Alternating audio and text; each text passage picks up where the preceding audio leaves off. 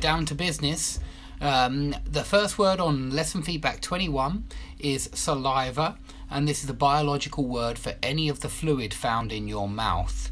So when you chew, you create saliva, and it was my saliva gland, the gland which produces saliva, which had a blockage, and you remember I had that big lump at the start of the year. So that's called a saliva gland, and this was called a saliva stone as well. Okay, and numb, it's when you have no feeling in an area. So if you sleep but on your arm all night, it goes numb. You don't have any feeling in that area. And if you have a dental operation, the dentist might give you some kind of gas, some kind of anesthetic anyway, which will make, if it's a local anesthetic, it will make that area of the jaw, of the gum, numb. So you can't feel anything there. So it's an adjective. Okay, to let off steam means to relax, and in particular it means to relieve stress. So you've got all worked up in the day, you've got all stressed out during the day from your job, and then you go somewhere to let off steam. Now that could be a number of different places. I'm not sure where you go to let off steam, but quite often I'll go for a few pints in the pub to let off steam. I do enjoy going out as well and doing some sports sometimes to let off steam. So I play football on Mondays, and that helps me let off steam as well. Okay, to get something off your chest means that you've been bottling up some kind of emotion. In fact, it's not usually an emotion when you get something off your chest. It's normally something's bothering you. Perhaps you have some kind of worry, but you feel like you can't tell anybody about it, and so you keep it all to yourself. So when you get something off your chest, you release some kind of worry or anxiety that's been bothering you for a long time, and you tell someone else about it. And the idea is that this is positive, that you get it off your chest, that it's been bothering you and you really need to talk to someone about it. And so when you get something off your chest, you release that that worry or anxiety that's been bothering you for some time, and you share it with someone. You don't just release it, you share it with someone, and it seems to lighten your burden. The idea is that you feel better because you've told someone about your worry. Okay, to bottle something up, it means usually to not allow your emotions to be vented. Not allow your emotions to be released, and especially negative emotions. So if you bottle things up, you might suddenly explode after a while, and that's the idea, that you do need to get things off your chest. Otherwise you will keep bottling them up, and in the end you'll just go crazy, you'll explode, you'll have a tantrum, or you'll throw a tantrum. Okay, to go off the boil, if you say that the relationship went off the boil, it means that there's no passion there anymore between the two parties. There's no, it's not as passionate as it was at the beginning of the relationship. And I think we all know that relationships start very passionate, and then they go off the boil, and finally you're bored of each other, and it's an old story. To sort something out means to get something done. If you sort out your visa, you get it done. If you sort out the tickets for the cinema, you get it done. If you sort out the repairs that you've needed to do for ages in your flat, you get it done. So you sort something out is really common, and it's used nowadays to mean get anything done. Very common phrasal verb. If you don't know it, you're missing out, because people use this one all the time. To clutch at straws means to be ready to try anything to solve your problem. I think I gave you the example of an answer here. You're clutching at straws with your answer to number 5. So if you've tried, you really didn't know how to answer this question, and you've tried some really bizarre way just to try to put something down on the paper and have a guess, you're clutching at straws. And very often you're clutching at straws when you're having a desperate, wild guess, a wild stab in the dark, we say, and it means a wild guess. You're trying anything for the answer to number 5. So yeah, to clutch at straws, to try anything to get the right answer. Usually, it's usually used in terms of that as well with answers.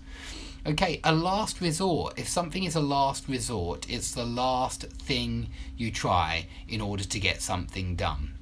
And you know, it's when you fall back on something. If there's a good phrasal verb here, it's resort to or fall back on. It's why have recourse to, call on, is related in some ways to this. But when you try something as a last resort, it's a last ditch attempt. It's the last possible attempt you can have at getting this done, whatever it is. If you dig your heels in, this is very visual, this one. Imagine somebody who is a protester at a protest, yeah? And the police try and drag him away, and he tries to dig his heels into the ground so that he can't be moved. So when you dig your heels in, you fortify your position and make sure that nobody's going to move you. You do your best not to be moved. It basically means be stubborn. When you dig your heels in, you decide to be stubborn about something and not change your mind, but fortify your position, stand still, defend that position, and not let anybody move you from it.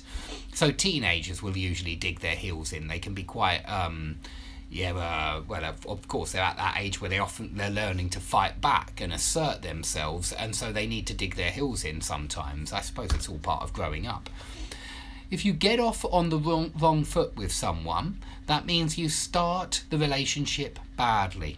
If something spoils it, it could be on your side, could be on their side. Some kind of misunderstanding means that you don't like each other right from the start. You get off on the wrong foot. And so it's a bad thing, really. It means that something has gone wrong right at the start. But it's the opposite of get on like a house on fire, but that would mean to get on very well, simply. It doesn't mean to start a relationship well.